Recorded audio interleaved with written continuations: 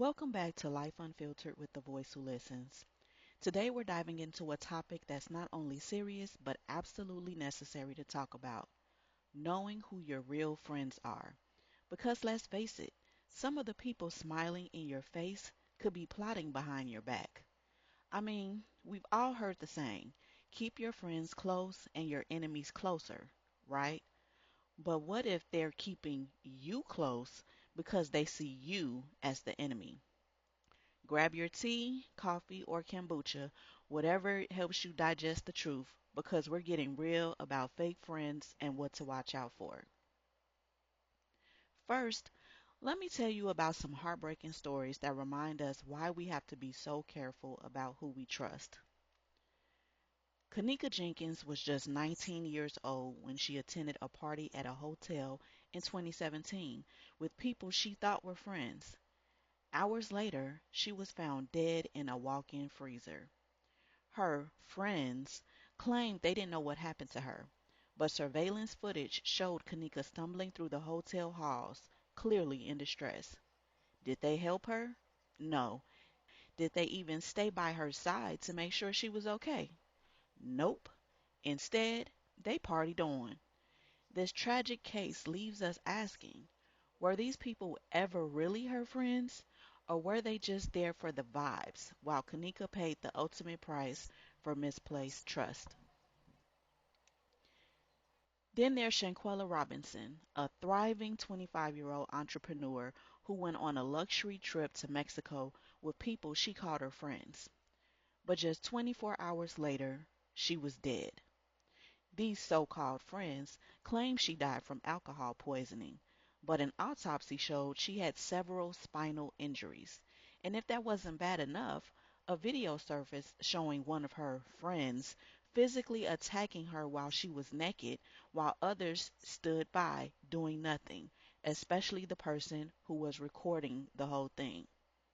Oh, and let's not forget, Shanquella paid for most of the trip.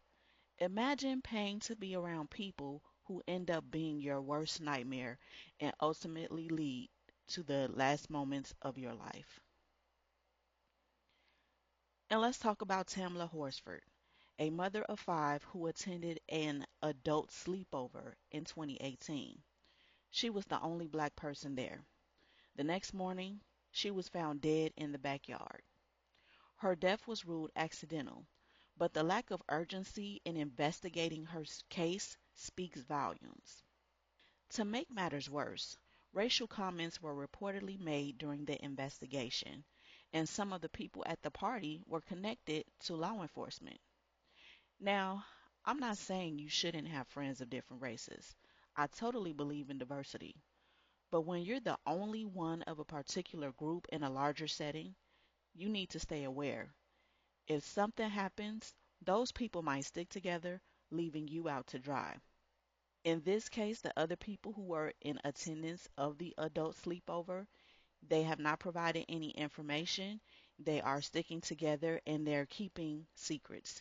They're not providing any helpful information in order to provide some type of closure to her family in order for them to understand what her last moments were like. Now, what to look for in real friends versus fake friends. So, how do you tell if someone is truly a friend? Let's break it down. The signs of fake friends are they're only around when it benefits them. If they disappear when you need help, that's a red flag. They belittle your achievements or make backhanded compliments. Jealousy is not a good look for a friend. They gossip about others.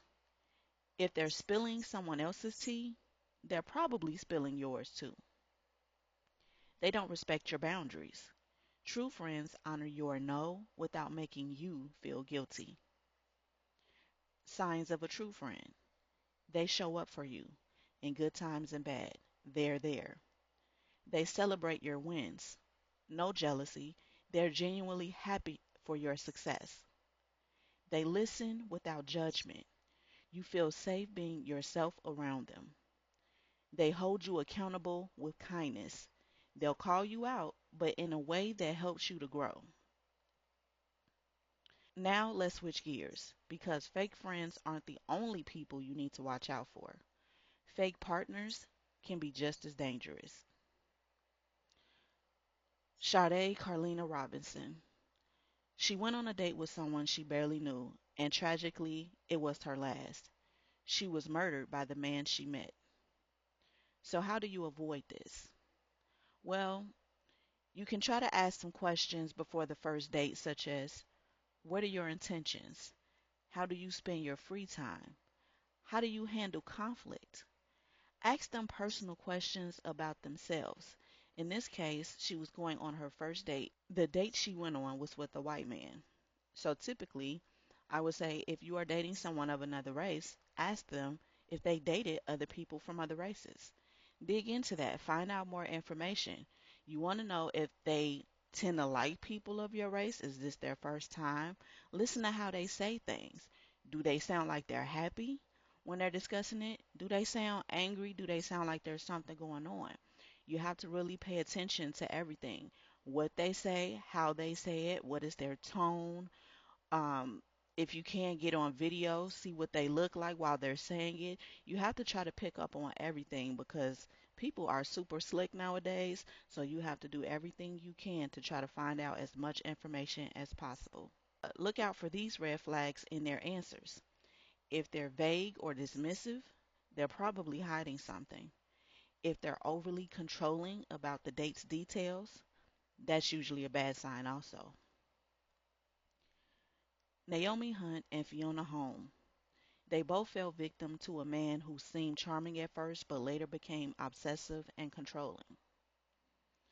The red flags in the early stages of dating are: they want to know your every move too soon. They try to isolate you from your friends and family.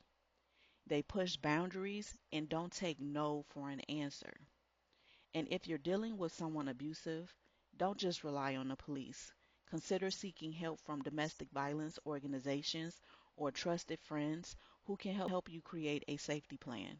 Pebbles Ladime Doe. Pebbles was a confident woman who lived her truth as a black transgender woman, but the man she was involved with couldn't handle her openness and murdered her to keep their relationship a secret. He had a main girlfriend, and he tried to cheat and keep Dime in the shadows because he did not want anyone to know about their relationship. From what I saw of Dime, she was never meant to be in the shadows. By all accounts, she knew who she was, what she wanted, and her social transition as a woman was not a secret either. I know there are a lot of men who are with trans women who do not want it known that they are with or even interested in a trans woman. I believe it is important to be very cautious when dealing with someone like this because if they are quick to get upset if anyone finds out or even makes the suggestion that it is going on, there is no telling what they may do to try to convince others that it is not true. If they can't love you out loud and in the open, they don't deserve you until they admit and deal with their issues. It is not your responsibility to take on their burdens, especially when they are in denial. You deserve better, and so did Dime. Signs to watch out for in potential partners: they avoid being seen with you in public. They get defensive or angry when others suspect your relationship. They gaslight you into thinking their secrecy is your fault. Again, if someone can't love you out loud, they don't deserve you. Period. At the end of the day, whether it's friends or partners, the people in your life should add value, not take it away. Be cautious, trust your gut, and remember, if someone's behavior makes you question their loyalty, it's probably not worth the risk. If this video resonated with you, make sure to like, subscribe, and share. Let's protect ourselves and each other by staying informed. Until next time, stay safe, stay smart, and keep your circle tight.